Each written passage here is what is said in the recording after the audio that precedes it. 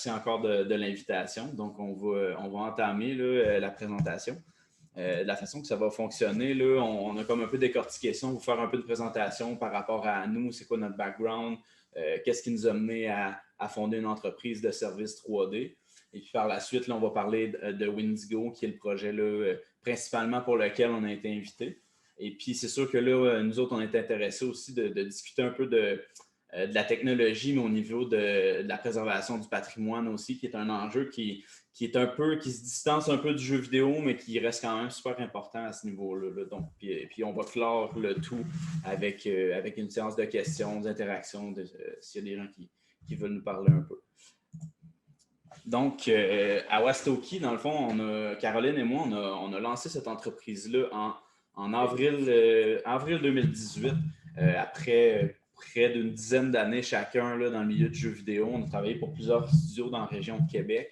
Et puis, nous, dans le fond, on a vraiment eu le désir de se spécialiser en service 3D. C'est-à-dire qu'à proprement dire, à Wastoki n'est pas un studio de jeux vidéo, mais c'est vraiment un studio de création 3D. Donc, nous, on va créer le contenu, on va travailler beaucoup conjointement avec des entreprises de jeux vidéo, des entreprises qui font, par exemple, la visualisation architecturale, des fois de la publicité.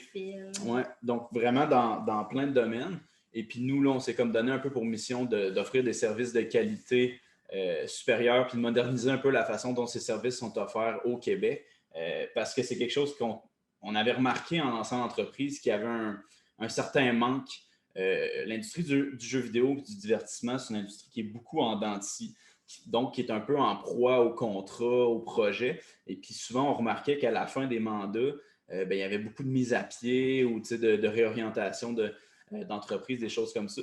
Et puis là, nous, on avait un peu le désir de venir un peu aplatir ces dents de scie-là en offrant des services comme des travailleurs autonomes.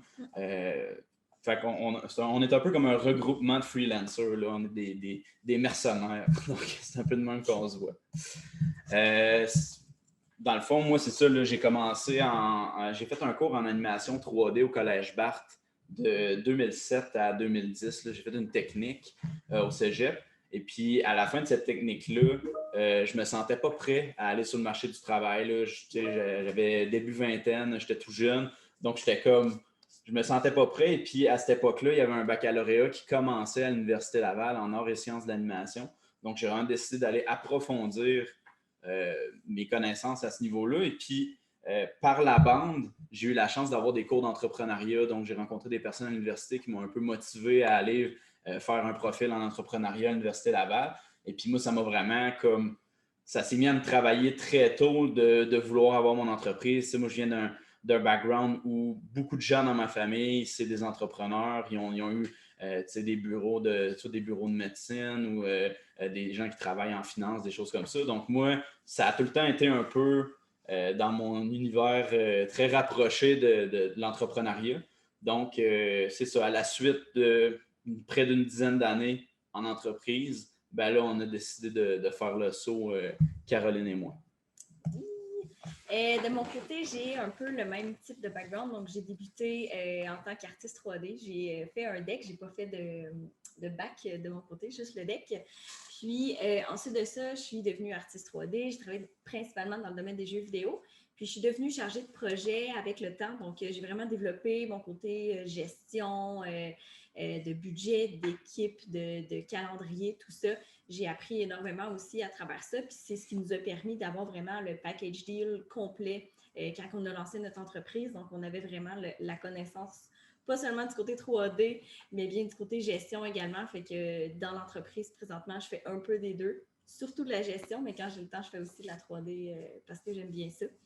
Puis, j'enseigne aussi en animation 3D au Cégep Limoilou depuis 2013. Ça commence à faire un petit bout déjà, mais j'aime beaucoup partager mes connaissances et ma passion.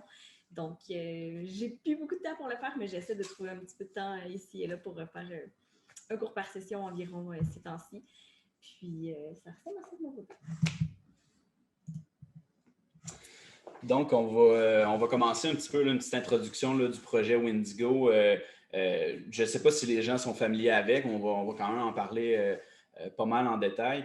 Windigo, c'est un projet qui est développé par une entreprise de Montréal qui s'appelle Affordance. Et puis Affordance, eux, leur mission, c'est vraiment de faire des jeux qui vont un peu à caractère historique, mais à caractère aussi éducatif qui va avoir des critiques sociales dedans. Donc, tu sais, des projets quand même assez particuliers. Et puis, dans le fond, eux, ils nous ont contactés en 2018, donc ça fait quand même déjà un bout, ça fait près de 3 ans cet automne. Ils nous ont contactés avec leur idée de projet, mais qui à l'époque était encore seulement papier. Donc, ils sont venus nous voir, ils sont déplacés, ils sont partis de Montréal, ils sont venus nous voir à Wendake, qui est en banlieue de Québec. Et puis, on a discuté, puis nous, on était quand même intrigués parce que nous, en tant qu'entreprise de service, généralement, de la façon qu'on fonctionne, c'est qu'on justement, on prend des contrats, puis oui, des fois, ça va être dans le jeu vidéo, mais des fois, ça va être dans différents domaines, mais on ne va pas nécessairement regarder le sujet de ces contrats-là. C'est sûr que c'est un peu la nature d'être une entreprise de service. Et là, on a la chance que plus les années ont passé, plus on est capable de choisir les projets sur lesquels on travaille. Et quand Windigo, Affordance sont venus avec l'idée de Windigo, ça nous a vraiment interpellés, puis ça nous a donné aussi un peu la possibilité de s'impliquer dans un projet qui nous touchait directement, puis qui parlait d'enjeux au niveau des Premières Nations, puis au niveau de la colonisation, un peu d'où certains conflits avec les Premières Nations et les Allochtones peuvent être issus d'eux, si je peux me permettre de dire ça. Donc, ça nous a vraiment interpellés rapidement et puis on a commencé un peu comme contractuel à travailler avec eux au début juste pour leur fournir quelques assets selon ce qu'ils avaient besoin. Et puis rapidement, on est devenu partenaire d'affaires avec eux parce qu'on aimait travailler ensemble puis on aimait vraiment avoir la chance de travailler sur un projet de cette envergure-là puis avec un sujet qui nous touchait autant. Juste pour comme un peu finir l'explication, dans le fond, la raison principale pourquoi on a été contacté au tout début et aussi tôt dans le processus, c'est que Affordance ont vraiment un souci pour ce projet-là de consulter énormément de gens des Premières Nations, pas seulement de Wendake, mais de plusieurs nations différentes pour être certain que la représentation de tout ce qui se passe dans le jeu est respectueuse et accurate et fonctionne pour toutes les nations. Donc, les premières conversations qu'on a eues, le jeu, il n'y avait pas de scénario, il n'y avait pas de personnage d'établi, il n'y avait rien. C'était vraiment une idée.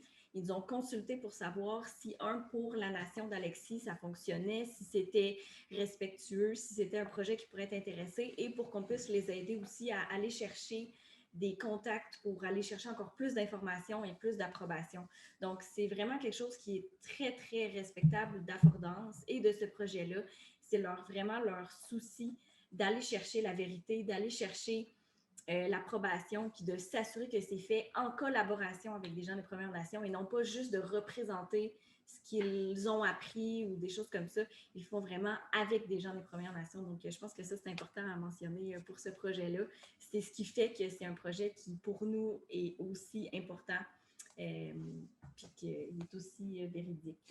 C'est ça, nous, quand ils nous ont contactés aussi au départ, ils nous ont un peu contactés en disant, écoutez, en parlant avec des gens des Premières Nations, on s'est rendu compte que ce qu'on apprenait à l'école était vraiment teinté par l'homme blanc, entre guillemets, et puis que c'était pas nécessairement la vérité. Il y avait beaucoup de fausseté là-dedans, des choses comme ça. Puis c'était une opportunité de donner l'occasion à des gens des Premières Nations de s'exprimer par rapport à qu'est-ce que eux, dans leurs écrits, dans leurs contes, dans leur connaissance de l'histoire, comment ça s'est déroulé, de donner leur version de ces choses-là.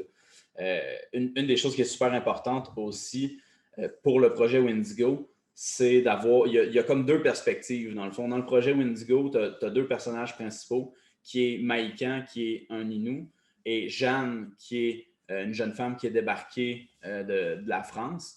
Et puis, c'était super important pour le projet de démontrer ces deux perspectives-là. C'est-à-dire que Maïkan, lui, en forêt, il est à l'aise, c'est son monde, il se sent bien là. Donc, on va avoir une direction artistique qui est orientée un peu en fonction des sentiments qu'on veut véhiculer quand on joue Maïkan. Et puis, quand on joue Jeanne, elle, c'est un nouvel environnement, c'est hostile. Elle se ramasse dans une situation très précaire au début du jeu. Donc, elle, elle connaît personne, elle connaît rien de ça. Tout ce qu'elle a entendu, c'est un peu comme des espèces de contes et légendes. Donc, elle ne connaît rien de l'Amérique. Donc, elle, on va avoir une direction artistique qui va être teintée de des couleurs beaucoup plus désaturées, quelque chose qui est plus angoissant, des effets de caméra qui vont être un peu plus qui vont donner une profondeur de champ différente puis qui vont un peu nous rendre claustrophobes en forêt versus Maïkan, que lui, c'est très. Lui, il est chez lui puis il est bien là. Donc, là, ce qu'on va faire, on va vous présenter un teaser du projet. Donc, Charlotte a partagé un lien dans le chat. On va se donner peut-être un 2-3 minutes pour que les gens le regardent. Parce que le streamer, vous n'aurez pas la pleine qualité là, du vidéo. Je ne sais pas si en attendant, peut-être que pendant que les gens le regardent, est-ce que on passe peut-être une question ou de quoi, ou on attend puis on va aller à la fin? On va laisser les gens prendre le temps de regarder le vidéo. Oui, c'est ça. De toute façon, on peut aussi, parce qu'on a expliqué les personnages, mais on n'a pas expliqué le jeu lui-même. Donc, vous pouvez regarder le teaser en même temps qu'il y a la petite explication. Mais en gros, Windigo, c'est un jeu de style narratif. Donc, le focus est vraiment mis sur l'histoire, sur l'expérience d'évolution, de compréhension puis de communication. Donc, on vit une histoire à travers deux personnages complètement différents qui ont une vision complètement différente de cet univers-là qui est le même univers. Donc, à certains moments du jeu, on passe par les mêmes endroits avec ces deux personnages complètement différents-là et on reconnaît l'endroit, mais on ne reconnaît pas évidemment complètement puisque les deux ne le voient pas de la même façon. Donc, c'est vraiment cette distinction de perspective-là qui fait toute l'importance du jeu de Windigo. Évidemment, il y a des enjeux sur non seulement la colonisation, mais aussi beaucoup l'interprétation de ce qui se passe, l'interprétation de l'environnement, tout ça.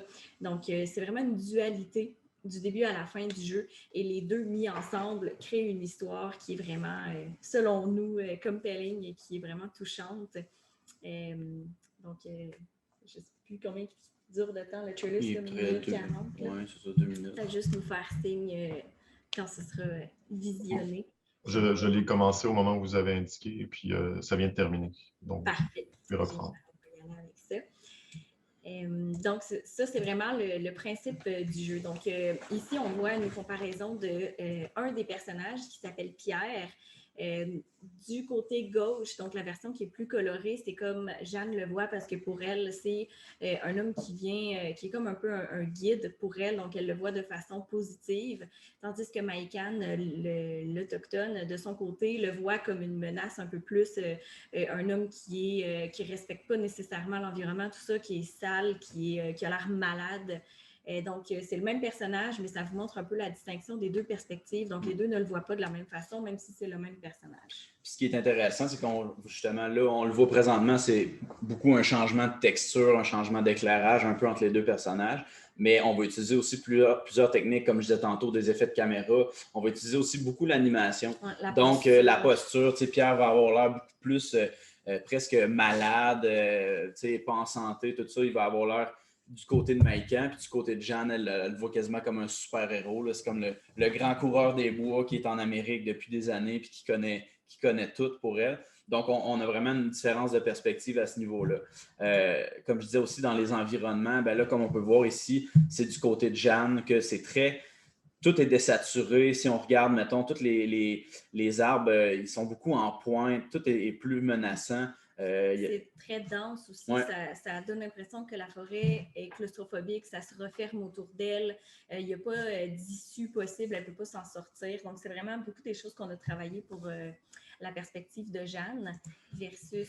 Du côté de Maïkan, c'est ça, on a vraiment un changement au niveau des couleurs. L'éclairage est beaucoup plus vif, le ciel a une couleur différente. Il va y avoir une belle différence aussi au niveau de tout ce qui est non seulement la végétation et l'éclairage, mais il va peut-être avoir des petits animaux que d'un bord, par exemple, Jeanne, ça peut être aussi qu'en forêt, mettons, elle verrait un panache de quelque chose, puis là, elle pense que c'est un monstre ou elle pense que c'est une créature d'une légende qu'elle a entendue, puis Maïkan, de son côté, lui, il n'y a aucun stress, il sait que c'est un chevreuil.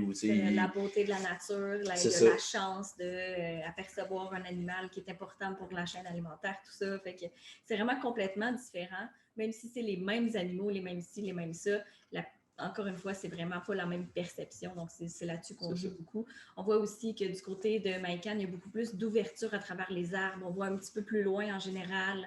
Le brouillard, il ne cache pas complètement l'horizon. En général, là, on ne voit pas l'horizon dans cette shot-là, mais on voit qu'il est plus bleuté, c'est plus positif, ça fait moins peur. On a plus tendance à s'y aventurer. Les roches, ils sont beaucoup moins sombres aussi, donc ça illumine, ça agrandit l'espace. Donc, toujours dans le jeu de perspective. Puis une autre chose que je voulais quand même prendre le temps de mentionner, c'est que c'est une histoire qui va être, justement, je ne sais pas jusqu'à quel point tout le monde qui est présent joue beaucoup ou pas beaucoup, mais c'est une histoire qui va être vraiment focusée sur la narration, donc comme un peu un Firewatch-like. C'est vraiment, on veut vendre, entre guillemets, une expérience de 2, 3, peut-être 4 heures, mais qui vont être vraiment focusées sur l'histoire et puis l'expérience. Et puis surtout aussi les histoires qui s'entremêlent entre les deux. Ça ne sera pas comme 1 heure c'est Maïkan, 1 heure c'est Jeanne. Ça va vraiment être plein de petites séquences qui s'entremêlent pour qu'on comprenne que les personnages, ben oui, ils ont des perspectives différentes, mais ils se croisent constamment sans réellement se voir. Donc, ils vont dans des endroits similaires à différents temps. Donc, on va vraiment jouer avec ça. Puis je pense que ça amène une saveur un peu différente aux jeux vidéo là, comme on le connaît. Une des choses que Caroline mentionnait plus tôt aussi, c'est que Windigo, pour le projet Affordance, ils ont eu le grand désir de travailler avec des gens des Premières Nations. Donc, ça, nous, justement, quand ils nous ont contactés, c'est quelque chose qui nous a interpellés rapidement parce que, tu sais, on ne voulait pas être juste, entre guillemets, une tête d'affiche pour eux autres on travaille avec des gens des Premières Nations. Donc, quand ils nous ont contactés, même au départ, on s'entend, on est pas mal un des seuls studios de services 3D qui a des gens des Premières Nations au Québec, puis au Canada, il n'y en a pas vraiment beaucoup non plus. Donc, quand ils nous ont contactés, justement, il y avait vraiment un désir d'impliquer moi, je suis Wendat. Ben, là, ils disaient, OK, ben, écoute, si tu es capable d'avoir des ressources qui vont nous informer sur la communauté Wendat, ben, ça pourrait être intéressant, par exemple, que notre personnage principal parle le Wendat. Malheureusement, le Wendat est une langue qui est ce qu'on considère endormie, donc ce n'était pas vraiment possible. Ils ont donc pris pour cette raison-là la décision que Maïkan soit un Innu, qui est une langue qui est encore parlée. Mais ça, c'est vraiment intéressant pour eux parce que là, dans le teaser, puis dans les trailers qu'on a fait jusqu'à présent, Maïkan parle en anglais, mais il va y avoir certains passages qu'il va parler. Il va parler en Innu, puis Pierre va parler en vieux français, puis Jeanne va parler en vieux français. Pour nous, il y a vraiment un désir d'authenticité au niveau des langages. Donc, quand on a parlé avec Affordance dès le départ, puis qu'on a vu que pour eux, c'était ça qui était le plus important, c'est là que, justement, comme je disais tantôt, rapidement, on a eu le désir de devenir partenaire d'affaires avec eux pour ce projet-là. Justement, ils ont plein de monde qui ont intégré dans le projet. Je ne sais pas si tu veux... Oui, ben oui, je peux les présenter. Donc, à Wendake, avec nous, on a Isabelle Picard. Vous l'avez probablement déjà vue, soit entendue à la radio, vue à la télé, elle est un peu partout. Donc, elle est ethnologue et anthropologue. Elle travaille énormément sur des projets, justement, dans le domaine du divertissement pour que ce soit de vérifier l'information, trouver l'information, tout ça. Elle est super, super impliquée. Puis je pense qu'elle vient tout juste de sortir un livre, mais j'ai malheureusement oublié le titre de son livre. Mais elle est vraiment super impliquée. Donc, c'est l'écrivaine. Donc, c'est elle qui a, en collaboration avec Affordance, écrit l'histoire du jeu Windigo. Elle valide à chaque étape aussi le design des personnages. C'est elle aussi qui valide pour que ce soit, que les habits, tout ça, que ça fonctionne, que ce soit respectueux, qu'il n'y ait pas d'incohérence avec l'époque, tout ça. Donc, très, très précieuse sur cette équipe-là. Tara Miller, qui est Malécite, donc de Toronto. Tara, c'est la concept artiste, donc c'est elle qui dessine vraiment tous les environnements, les personnages. C'est la directrice artistique également sur le projet. Elle sort de Sheridan College, donc super ferrée en art, en animation 2D, tout ça. Donc, vraiment très, très talentueuse. Elle nous guide beaucoup à travers ça. Anne-Marie Gros-Louis-Houle, c'est la sœur d'Alexis. Elle, c'est elle qui compose la musique sur le projet. Donc, elle est Wendat, elle aussi. Son nom d'artiste, c'est EADSE. On aurait peut-être dû l'intégrer. Ça s'écrit EADSE, si jamais vous voulez chercher. Puis Julie, je la connais pas personnellement. Non, moi, j'ai pas eu affaire directement avec Julie Obomsawin, mais c'est une Abénaki, puis elle est productrice, et puis elle a fondé une entreprise là, qui travaille beaucoup, là, qui va faire des documentaires, des émissions, des choses comme ça. Là. Si je me trompe pas, je pense que j'ai déjà vu son travail à APTN, entre autres, là, mais je la connais pas directement, là, donc je veux pas vous donner de la fausse information. Mais on peut voir que justement, là, on n'est pas une grosse équipe sur le projet, mais on est beaucoup de gens des Premières Nations. Là. On a à peu près une dizaine au total qui sont presque temps plein sur le projet, mais là-dedans, ils ont essayé d'intégrer le plus de gens des Premières Nations que possible. Et puis également, il y a un désir, là, en ce moment, c'est en cours de se réaliser, mais du côté d'Affordance, ils sont en train de réaliser un conseil des aînés. Comme Caroline le disait plus tôt, encore une fois, c'est tellement important pour Affordance que les gens des Premières Nations soient consultés, que là, ils sont en train de faire un conseil avec différentes personnes qui ont différentes expériences dans plusieurs nations un peu partout au Québec pour avoir un peu leur approbation sur comment que les choses sont véhiculées, comment que les choses sont dites ou faites. Et puis ça, c'est quelque chose, encore une fois, qu'on trouve que c'est vraiment une bonne initiative parce que ça permet de vérifier certaines versions des faits, certaines versions de l'histoire un peu différentes de ce qu'on connaît dans les livres, mais ça permet aussi de s'assurer que, au niveau des Premières Nations qui sont représentées, on s'entend, malheureusement, le budget et l'envergure du projet ne permet pas de représenter toutes les différentes communautés du Québec, mais celles qui sont représentées, justement, là, Affordance a un désir de créer un conseil avec des gens, des aînés de ces communautés-là pour vraiment venir valider l'histoire, valider les styles vestimentaires, valider toutes ces choses-là. Donc, c'est super intéressant là, d'avoir cette opportunité-là. Sinon, autre le projet Windigo, en fait, on se sert beaucoup de ce projet-là pour introduire les discussions sur l'inclusion dans le milieu du divertissement. On a eu à discuter de ce sujet-là dans quelques contextes avec différents studios de jeux, surtout à Montréal, puisqu'à Fondance c'est à Montréal, on s'entend, les contacts sont plus proches. Puis, c'est quelque chose qu'on aime beaucoup faire, justement, lorsqu'on parle de Windigo. L'inclusion dans le milieu du divertissement des Premières Nations, que j'ai oublié de mentionner dans le titre d'ailleurs, c'est pas seulement de représenter dans les jeux vidéo, de mettre des personnages autochtones, mais c'est aussi de penser à l'équipe de production.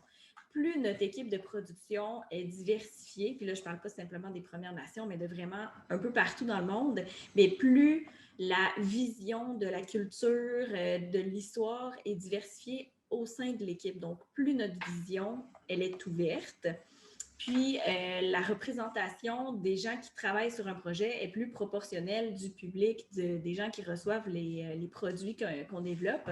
Donc, c'est tout le temps un avantage. Puis, avec l'équipe de production qu'on a présentement sur Windigo, qui est très variée, bien, ça nous permet de voir cet avantage-là. Quand on a des communications en lien avec certains aspects du jeu, bien, on voit que l'équipe est très ouverte d'esprit, ne s'arrête pas à des clichés, ne s'arrête pas à ce que l'histoire nous a montré dans nos cours d'histoire au secondaire, qui est finalement pas nécessairement toujours la vérité. Puis les gens remettent en question beaucoup ce qu'ils ont appris, simplement parce qu'ils savent qu'il y a des membres de Premières Nations dans l'équipe de production. Ça, on a rarement vu ça avant de travailler sur cette équipe-là. Donc, on voit vraiment des bénéfices gigantesques à participer avec des gens de Premières Nations dans la production directement. Puis à moyen long terme aussi, là où c'est intéressant, c'est que ça va venir encourager les gens des Premières Nations, différentes cultures, à s'intégrer dans ces milieux de travail-là. Tu sais, moi, comme je le disais tantôt, en 3D, des gens des Premières Nations, tu sais, je connais un autre Wendat qui fait de la 3D, c'est pas mal ça, mais moi, j'ai vraiment un désir d'éventuellement peut-être essayer de donner un petit cours par-ci, par-là pour intéresser les jeunes, pour peut-être qu'ils aient le désir d'aller... mettons, faire un cours au cégep là-dedans en 3D ou que ça soit en game design, n'importe quoi, mais au moins juste pour informer les gens que c'est des milieux qui existent, puis c'est en parlant qu'on va réussir à atteindre le plus de gens possible. Parce que c'est sûr que nous, Wendake, on a la chance d'être collés sur Québec, donc on a accès à, tu sais, on est basically une banlieue de Québec, donc on a accès à tout. Mais il y a certaines communautés, je veux dire, il y a certaines communautés au Québec qui n'ont même pas encore l'eau potable. Là. Fait que, tu sais, je veux dire, c'est compliqué d'avoir accès à bien des choses, mais je pense que le fait de parler de différentes cultures dans des milieux de travail, ça va amener les gens à s'intéresser à ça, puis peut-être de venir apporter leur background dans ces milieux-là. Donc, c'est super intéressant. Effectivement. Puis, on a comme un peu mergé le point 1 et 2 ensemble, fait que je vais passer tout de suite au troisième. Donc, il y a aussi le fait que, en fait, puis je l'ai mentionné un petit peu aussi, mais plus on communique, puis plus on est en contact avec les gens des Premières Nations, plus on comprend qu'on ne connaissait pas vraiment leur réalité. C'est vraiment quelque chose de spécial. Tu sais, moi, je vis à Wendake, je vis avec Alexis qui est Wendat, puis ce que je pensais connaître des Premières Nations avant de connaître Alexis était complètement erroné. Puis pourtant, je vivais pas en dessous d'une roche. Tu sais, je vivais proche de Québec. Puis tu sais, nos perceptions sont très différentes de la réalité. Plus on côtoie les gens des Premières Nations, surtout dans un milieu de collaboration, de travail, de partage, plus on comprend ces choses-là, plus on se questionne, puis plus on peut partager ce qu'on apprend avec les gens autour de nous pour vraiment aider à instruire la population un petit peu plus générale à la réalité. Puis la réalité, bien, ça ne se passe pas à l'autre bout du monde. Ça se passe souvent à 1 heure de route de chez nous. Ce n'est pas toutes les communautés qui vivent de la même façon, mais il y a des communautés qui vivent de façon très différente de ce que nous, on vit en ville, puis ils ne sont pas à l'autre bout du monde. Ça se passe proche de chez nous. On est tous connectés, on habite tous sur le même territoire, puis on n'est même pas au courant de ce qui se passe. Donc, de communiquer, d'ouvrir l'esprit avec des projets comme Windigo, avec des équipes de production qui s'informent, ça crée vraiment un partage dans le domaine du divertissement que nous, on est en train de remarquer, puis on est vraiment content d'en faire partie d'ailleurs, mais c'est vraiment quelque chose qui peut éventuellement, avec certaines volontés des grands studios de jeux, changer complètement la donne. Puis ça, c'est vraiment quelque chose qu'on trouve hyper positif, qu'on voit avec le projet Windigo. Là, dans le fond, c'est ça. Là, on sort un petit peu du cadre du jeu vidéo, mais je trouvais ça super important de discuter avec vous de comme ce que la technologie peut amener à la préservation du patrimoine aussi, parce que nous, une des choses qu'on a vues dans les premiers temps, quand on est venu s'installer à Wendake, les gens, ils n'étaient pas sûrs de ce qu'on faisait, puis pour eux, c'était comme un peu c'était pas de l'art, parce que c'était pas fait avec nos mains. Mais à force de les informer, on a pu leur faire comprendre qu'il y avait des moyens d'utiliser la technologie pour préserver son patrimoine, que ce soit via du scan 3D, de la photogrammétrie, des visites virtuelles, de la réalité augmentée, des choses comme ça. Donc, je voulais quand même prendre le temps un peu de décortiquer quelques petites technologies que nous, on utilise parfois dans le studio pour certains projets, que je pense que ça va permettre d'exporter, entre guillemets, des expériences virtuelles, des choses comme ça qui vont venir informer les gens sur différentes cultures. Donc, comme je le mentionnais, là, dans le scan 3D, là, c'est quelque chose que moi, je trouve qui est super intéressant parce que je trouve qu'il y a un aspect aussi au niveau exportation d'expositions virtuelles, ça c'est super intéressant, mais aussi la préservation d'artefacts. Nous, on a eu affaire avec des musées que malheureusement, quand ils envoient des expositions un peu partout dans le monde, les artefacts qui reviennent, il y en manque, il y en a qui sont brisés, il y en a qui ont été volés, des choses comme ça, ou perdus. Et puis là, une des réalités de ça, c'est que de faire des expositions virtuelles, ça permettrait non seulement d'exporter à plus grande envergure ces choses-là, mais également de s'assurer que ces items-là ne se font pas dérober, là, parce que c'est une triste réalité, mais dans les musées, là, quand il y a des expositions un peu partout dans le monde, là, ça arrive plus souvent qu'on le pense, malheureusement. Et puis, il y a aussi une réalité au niveau de la préservation de ces artefacts-là. Il y a un musée à Wendake, et puis une des réalités qu'il y a dans ce musée-là, c'est qu'ils ont une voûte et puis ils sont obligés de faire des rotations d'artefacts parce que la lumière, les éléments vont venir les endommager. Donc, ça peut être une façon de préserver ces objets-là et également de donner la chance aux gens quand que ces objets-là doivent malheureusement retourner en voûte. Puis souvent, on parle des rotations de des fois 15-20 ans. S'ils doivent retourner en voûte, là, on a des versions numériques qu'on peut envoyer un peu partout. Donc, ça peut être une façon intéressante de faire. Nous, on utilise beaucoup l'impression 3D aussi dans notre entreprise. Là. On a comme un petit 5-10% de notre chiffre d'affaires qu'on fait un peu comme de l'artisanat, on fait de la joaillerie. Mais c'est-à-dire que moi, je vais créer des choses en sculpture virtuelle. Et puis, via l'impression 3D, on va se créer des moules. Et puis, on a des partenaires d'affaires à Montréal qui nous aident à faire de la joaillerie. Donc, on fait des produits locaux avec ça. Mais c'est une façon qui peut être intéressante pour les gens des Premières Nations qui font de la joaillerie. Il y a beaucoup d'orfèvrerie, beaucoup de choses comme ça, mais que c'est en train de se perdre, ça. Ça peut être une façon un peu de préserver ça, de venir montrer des différentes technologies, parce que, tu sais, vu que les jeunes s'intéressent beaucoup à ça, ça peut être une façon de préserver ça tout en pas nécessairement en évoluant, mais en amenant comme une autre façon de faire. Moi, je ne le vois pas comme l'impression 3D va remplacer la joaillerie. Je ne le vois pas comme ça, mais je pense que, mettons, le niveau de détail qu'on est capable de faire en 3D, des choses comme ça va venir apporter un produit qui est différent. Puis je pense que ça peut intéresser les générations plus jeunes à ce type de travail-là. Également, il y a un volet aussi qui peut être intéressant au niveau de la préservation de patrimoine. Là. Récemment, on a eu la chance de travailler, on n'a pas le droit de tout dire c'est quoi encore, mais dans le fond, on a eu la chance de travailler un projet pour le Centre Vidéotron à Québec qui ont scanné un joueur de hockey qui est célèbre, qui autrefois, il était reconnu beaucoup d'un Pee-Wee, il était dans la Ligue nationale, tout ça. Et puis eux autres, ils voulaient faire une statue de bronze de cet homme-là, mais dans la fleur de l'âge. Là, c'est un monsieur qui est rendu pas loin de 70 ans. Fait que là, ce qu'ils ont fait, c'est qu'on a allié plusieurs technologies.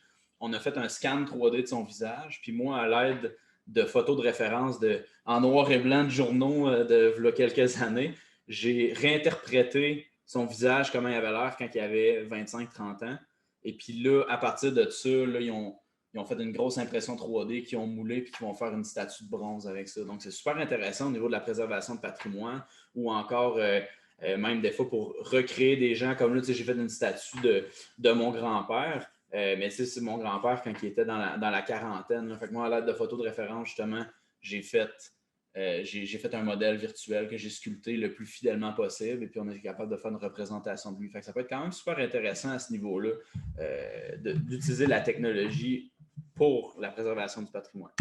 Puis finalement, il existe aussi des expériences interactives. Donc là, on se rapproche, on retourne un peu plus vers le jeu vidéo. Quand on parle de VR, de réalité virtuelle, c'est super intéressant aussi. Il y a des projets présentement. Nous, on participe à un projet de recréer un village dans le coin de l'Ontario, qu'il y avait différentes communautés. C'est comme une ville de plein de communautés autochtones dans les années, je pense, c'est 1400. 13-1400, c'est avant la colonisation. Ouais, et puis là, dans le fond, on allie justement plein de mélanges de technologies. C'est qu'on va faire une visite virtuelle de ce village-là. Mais dans le village, il va y avoir plein d'artefacts qui ont été scannés en 3D. Puis, tu sais, ravigorés virtuellement. C'est-à-dire il y avait mettons, des pots cassés, des choses comme ça. Bon, on prenait un scan 3D puis on le réinterprète de quoi qu'il pouvait avoir l'air. Puis ça va être intégré dans l'expérience. Donc, c'est super intéressant. Puis sinon, il y a aussi comme plus haut, on voit la réalité augmentée qui directement liée dans le fond, mais la réalité augmentée, c'est qu'on vient superposer au réel, on vient superposer de l'information supplémentaire. Donc, dans l'image qu'on voit, moi, c'est un projet que j'avais fait il y a plusieurs années, mais que justement, c'était un pot qui avait été cassé, puis que j'avais comme réinterprété de quoi qu'il avait l'air. On avait scanné plein de morceaux.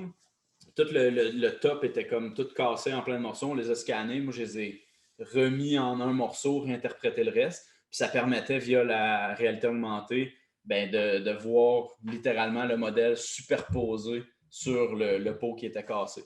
Donc, c'est des choses qui peuvent être super intéressantes aussi à utiliser là, encore une fois, pour la préservation de patrimoine. Puis, tu sais, toutes ces choses-là utilisent les technologies utilisées pour le jeu vidéo. Ouais. C'est juste pas le même outcome, mais c'est les mêmes technologies, c'est les mêmes façons de faire. Donc, c'est vraiment juste d'utiliser la créativité pour trouver d'autres utilités au jeu vidéo que le jeu pur et dur. Exactement, parce que justement, en jeu vidéo, là, puis là, je ne veux pas nécessairement tomber. Je ne connais pas le niveau de connaissance de tout le monde à ce niveau-là, mais quand on parle de temps réel, du real-time, c'est ça, c'est de la technologie qui est en jeu vidéo beaucoup. Mais là, ce qui est super intéressant, c'est que depuis plusieurs années, il y a plein en recherche, justement, la réalité virtuelle, réalité augmentée. Ils utilisent exactement la même techno pour développer des projets qui ont plus des fins éducatives. Puis si on regarde les derniers Assassin's Creed, super intéressant aussi. Ils ont comme tout un volet que, mettons, quelqu'un que ça ne tente pas de jouer l'histoire, mais tu as le volet, je pense que c'est historique, là, que tu as comme une visite de ville de façon virtuelle. Là. Donc, tu as comme un avatar dans Assassin's Creed, mais que tu n'as pas à faire de mission, quoi que ce soit. Tu te promènes, puis tu visites des endroits, il y a des informations. Donc, c'est vraiment, vraiment intéressant que le domaine du temps réel du jeu vidéo commence à se pencher sur des expériences de ce genre-là. Puis c'est intéressant aussi pour les créateurs. Parce que parfois, les créateurs, et nous, on commence à avoir des étudiants, justement, au Cégep Limoilou, que c'est des gens qui ne veulent pas faire du jeu vidéo. Là. Ils veulent aller travailler pour des centres de recherche, ils veulent aller travailler pour des musées, pour des expériences de ce genre-là. Fait que c'est super intéressant aussi à savoir parce que c'est pas tout le monde qui veut travailler sur un jeu. Mais cette technologie-là, surtout que le temps réel est en train de vraiment... le niveau de réalisme est en train de vraiment... à chaque année, c'est de plus en plus impressionnant. Ben, le temps réel puis le cinéma, c'est en train de presque blender. Là, je veux dire, ils utilisent des technologies de temps réel, même pour des séries télé comme The Mandalorian, des choses comme ça. Donc, tu sais, c'est super intéressant. Bref, je pourrais en parler longtemps. Ouais, c'est ça. Ben, au niveau de la réalité virtuelle, je pense je vais le mettre dans les commentaires, dans le chat. Il y a une exposition de la maison d'Anne Frank qui est en réalité virtuelle, puis ils ont tout scanné en 3D, optimisé pour que ça roule en temps réel. C'est vraiment bien fait. Là. Donc, il y a comme des gameplays sur YouTube que tu peux voir comment ça se déroule. Là. C'est super intéressant. Donc, c'est un bon exemple. Ouais, c'est un très, très bon exemple de type de réalité virtuelle, projet de réalité virtuelle puis de préservation de patrimoine. Donc, je ne sais pas si vous avez des questions. On pensait que ça prendrait un peu moins de temps la présentation. On sait que ça a été quand même, on a parlé beaucoup de choses.